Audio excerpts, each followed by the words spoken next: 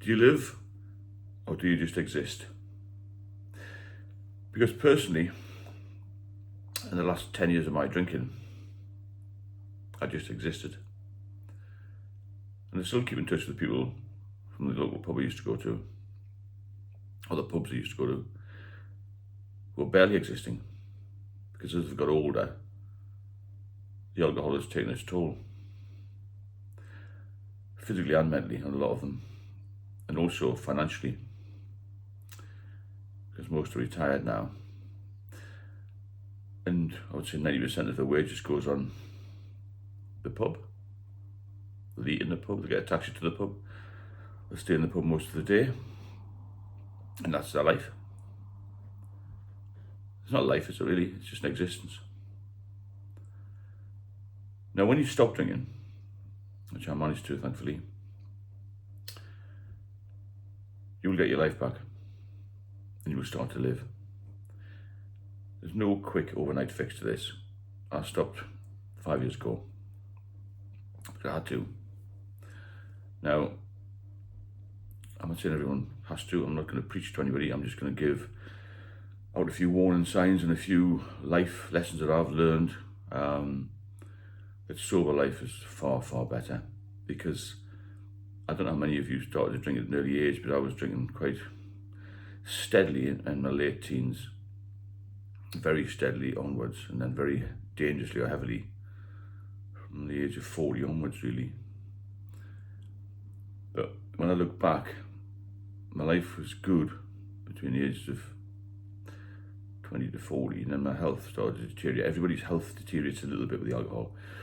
Even if you just have 2 or 3 drinks a week, there's some problem will crop up later, especially in women, you know.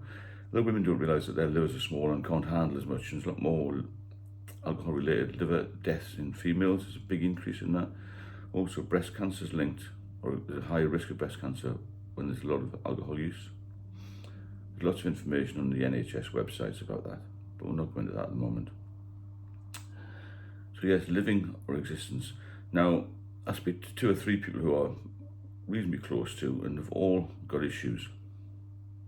Whether it's had a stroke, heart attack, pancreatitis, or some other illness linked with alcohol. And they barely exist. They're staggered out in the pub, and then they sit there every day. Maybe it's because they're lonely. I mean, one of them's married, but maybe it's because they have got nothing else to do, or maybe it's a habit. And most now, because I'm sober, will, I would say, protest their innocence and say, oh, I don't drink too much. I don't drink too much. I don't drink as much as you used to. Well, I drank less, but I think I drank for longer. So do you want to exist or do you want to live? Because when you give up the alcohol, you feel physically better immediately. You sleep better. I've been through all these things before. There's a lot of benefits to being sober. And my advice to anybody would be to give it up. Because even financially, you'll be better off. It gives you more choices. You become able to do more things. I'm going to say 2 or 3 of them that I speak to a lot. I'll say 3, let's put a figure on it, 3 of them. They don't have valid passports anymore. They don't drive a car because they can't afford it. They've got no reason to have a car. If they did drive, they'd be arrested for drink driving, I'd imagine. So they can't even get to the shops, so rely on each other for deliveries and dropping something off and all this. It's very, very sad. These are people in their late 50s. They're not 90, but they will die 20 years younger than the general population because of the alcohol use and lack of exercise, all this sort of thing. It's all linked, you know. It's all very much linked. Because when you drink, when I drank, I never felt like doing very much. I was so hungover all the time, and in this sort of, I wouldn't say drunken stupor, but I never felt particularly well. And when I stopped drinking, I started to feel better again. I felt younger, if that makes sense. I think I'd been so used to being into the influence for so long, and I never drank spirits or wine. I just drank lager, but premium lager. It's a lot stronger now than what I used to drink when I was younger, and I just got used to it. And every day was a struggle, and it just became, for me, torture. I became trapped, really. I couldn't get out of it. Once I became sober, I had to get sober for medical reasons actually, but thankfully everything's settled down now. I was very lucky because I hadn't smoked and I'd been very fit when I was younger, which helped me, I think.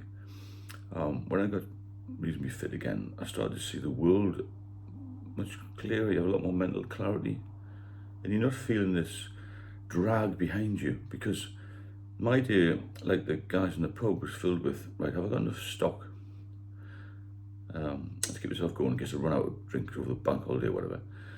So the ritual would be for me to get up whenever I woke up, which is normally lunchtime or a little later. First thing I would do was have a couple of drinks as hair of the dog, a bit of aliveness, you would say. Then I would plan, well, what I'm going to do now, have a few more, maybe make the odd phone call, because you don't have many friends when you're drunk. My dad used to say that. Everyone likes to drink, nobody likes to drunk. And I wasn't ever drunk as in staggering around, but I was relying on it. And I think a lot of people are relying on it, they just don't want to admit it, to be fair. It is poison, it is a drug, a readily available drug. So I would have my drinks in the house and then I would get a taxi. I used to know the taxi drivers very well. It's only a small area, this. And I would go down to the local sort of 7 AM, 10 PM type shop. And I would get a couple of bottles of beer, or as much as I could carry actually. I had this great big rucksack. And I would manage to get to the pub. I couldn't walk very far. I always felt a little bit unsteady on my feet. It wasn't the drink, I just felt weak.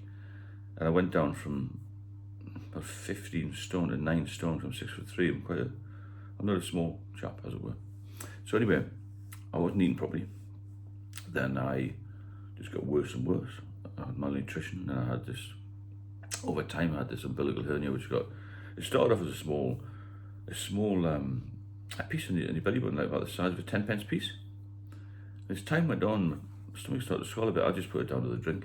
It's a beer belly, or because I've had too many snacks and rubbish, because you eat rubbish when you're drinking.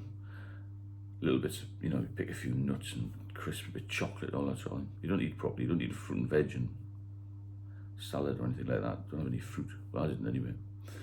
And this umbilical hernia was slightly worse, and this girl used to know, said, "Oh, what's that?" And I pressed it, and it was sort of like a fluid-filled sack, best I can say, about 2 inches long.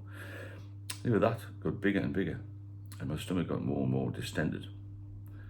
And then it became hard to the touch, and I just got more and more ill, and I had ascites, and I had an infection called spontaneous bacterial peritonitis, which also is very, very dangerous. And now the rest is history. I went to hospital in 2019 on a blue light. Was in that hospital for two years, and now I get 6 monthly checks. Everything's fine. So life is better now. There's a future in existence. I look younger than my colleagues, my ex-drinking pals. I feel better. I've got more vitality. I've got a good relationship again. I've got a good relationship with my daughter again. Everything's coming together. Financially, I'm better off. The benefits are amazing. So if you want to live, you've got to quit the booze. It's as simple as that. I'm not a lecturer. I'm not a doctor. I've got a lot of practical experience.